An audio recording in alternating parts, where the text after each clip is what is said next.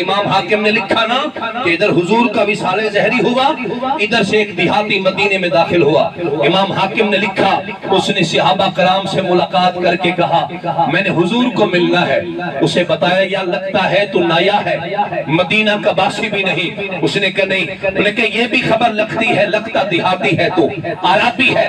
اس نے کہا بالکل۔ انہوں نے کہا پھر تمہیں پتا نہیں کہ کملی والے نے اپنے چہرے کو چھپا لیا ہے۔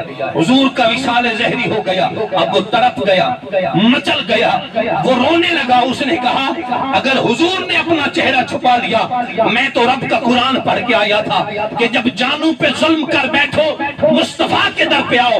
اب حضور نے تو چہرہ چھپا لیا، اب میری بخشش کا کیا ہوگا، میری توبہ کا کیا ہوگا، میری معافی کا کیا بنے گا؟ مجھے حضور کے در پہ لے چلو۔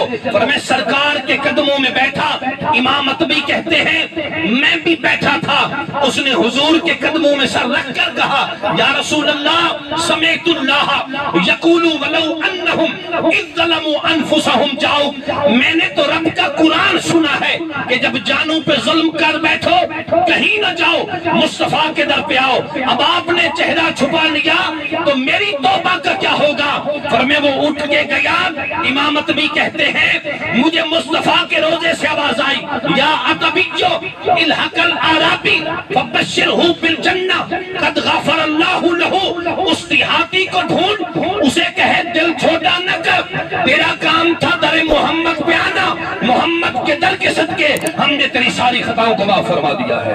آج بھی حضور کے در پہ کوئی جائے، اباب ذی وقار امام کہتے ہیں طیبہ نہ صحیح افضل، مکہ ہی بڑا زاہد، ہم عشق کے بندے ہیں کیوں بات بڑھائی ہے۔